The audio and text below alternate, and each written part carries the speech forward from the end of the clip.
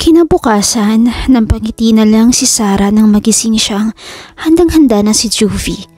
Tapos nitong maligo, kumain, at nakapagbihis na rin habang siya ay bit-bit pa lamang ang kanyang tuwalya.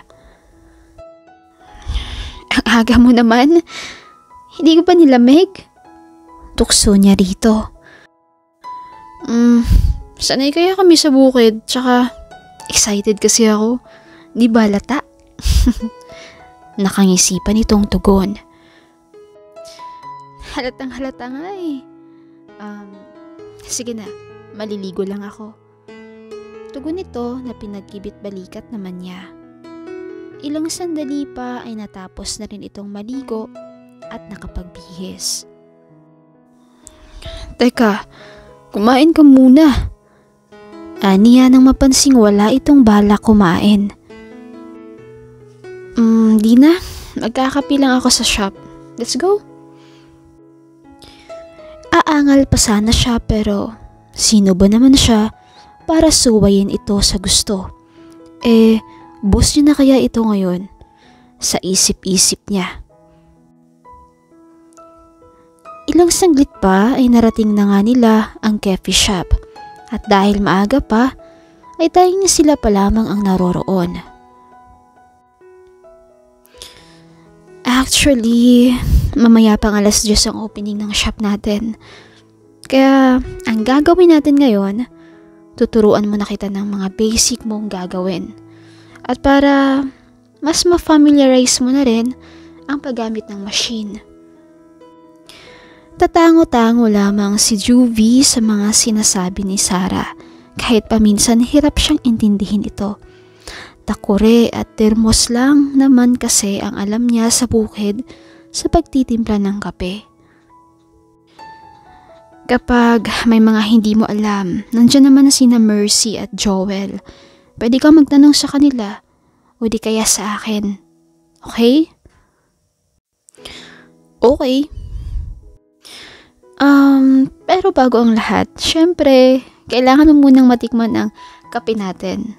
At ang pinakamasarap nating grilled sandwich and pasta. Lika, tuturuan kita paano. Masayang saad ng dalaga. Manghang-mangha si Juvie habang inihahanda ang mga ito. Maski siya ay natatakam na tikman ang mga ito dahil sa amoy pa lang ay talagang masarap na. Parang ako yata ang hindi nag-almusal Nakakagutom naman, mukha kasing masarap. Aniya habang isinasalin ito sa malaking pinggan. Masarap talaga yan, promise. Recipe kaya namin yan ni Tansh. Sorry. Di ko lang maiwasang huwag banggitin. Ba't ka ba nagsusorry? Maang niyang tanong. Syempre, alam kong gusto mong mag-move on na ako. Tsaka, baka sabihin mo sayang lang ang ginugol ko sa probinsya para makalimot, no? Ganyan ba talaga taga Maynila? Advance mag-isip? Hindi naman. Sige na, dalhin na natin to doon sa table dahil nagugutom ng bulati sa tiyan ko. Saad niya. Lahat ay bago sa kanyang panlasa. Pero tama si Sarah. Masarap nga ang mga ito. Halos siya na nga ang nag-ubos dahil kaunti lang naman ang kinain ng isa. Paano ka tataba niyan ang kaunti mo palang kumain. Ikaw ang magpataba para di sabihin ng tatay mo sa langit na pinababayaan kita dito. Nangingiti nitong biro. Dinamay mo pa si tatay, yan tuloy inakbayan ka. Muntik na tuloy matapon ang kaping hawak nito. Mabuti na lang at maagap siya. Sorry, ikaw kasi. Ikaw talaga, lagi mo na lang akong tinatakot. Sus, sa kakape mo yan? Ewan ko sa'yo. Nga pala, Hindi ko pa nababanggit yata sa'yo tungkol sa ex ko. Tumaas ang isang bahagi ng kanyang kilay nang marinig ito. Himala kasing banggitin ito ang tungkol sa taong iyon. Co-owner siya ng cafe. Kaya bukod sa akin, boss mo rin siya. Kailangan mo siyang sundin. Pero kapag may ginawa siyang hindi maganda sa'yo, sabihin mo agad sa akin. Okay? Nito. Hindi alam ni Juvie kung saan galing ang takot na biglang gumapang sa kanya. Di naman siya matatakot din pero parang nenervyusin siya sa kanyang nalaman.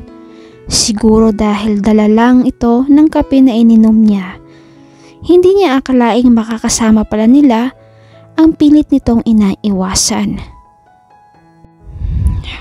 Oh, bakit di ka makapagsalita dyan? Wala lang. Napaisip lang ako. Alam ko na sa isip mo, nako. Huwag ka mag-alala, okay lang ako. Kaya ko na. Sabi mo eh. Sobrang gaan ng umagang iyon para kay Juvie. Ngunit nagsimulang bumigat nang dumating ang katrabaho niyang si Mercy, na simula pa lang ay iba na ang tingin sa kanya at trato. Pero imbis na patulan ang pagsusungit nito, ay hinayaan niya na lamang dahil hindi niya naman ugali ang makipag-away at pumatol sa mga ganitong klasing tao. Di hamak na mas pinalaki siya ng maayos at magalang ng kanyang tatay Jose. Ano ba yan? Alam kaya ni Ma'am Tansh na nag-hired si Ma'am Sara ng bago? Halos wala na nga tayong customer eh. Ano ka ba? Mas marunong ka pa sa may-ari.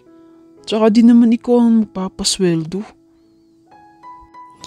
Sarkastikong biro naman ni Joel sa kasama. Ano ba yan siya? Tingnan mo oh, tumboy ba yan? Kung kumilos parang ano eh. Ang dami mong napapansin, Mercy. Magtadtad ka na nga lang ng bawang at sibuyas diyan. Dahil sa sinabi ni Joel, may naisip agad si Mercy upang ipahirapan ang bagong katrabaho na si Juvie. Tinawag niya agad ito at ito ang inutusan niyang magtadtad ng bawang at sibuyas. Isa ito sa mga nakakainis na gawain sa kusina dahil siguradong mapapaluwa ka sa anghang ng sibuyas at di lang yon, hahapdi din ang dulo ng iyong hintuturo sa kakatadtad ng bawang. Kaya naman, lihim na napapangiti na lamang si Mercy nang magsimulang sumingot ng sipon si Juvie na para bang naiiyak na ito. Iiling-iling na lamang si Joel dahil wala rin naman siyang kakayahang pigilan si Mercy sa mga trip nito. Iisa lang ang opisina ni Tansh at Sara noon. Pero simula na maghiwalay sila ay mas pinili na lamang ni Sara na sa veranda manamalagi, kung saan may maliit na lamesang lagayan lang ng kanyang mga gamit at isang kabinet na may mga papeles. Ito lang kasi ang nakikita niyang paraan upang makaiwas kay Tansh.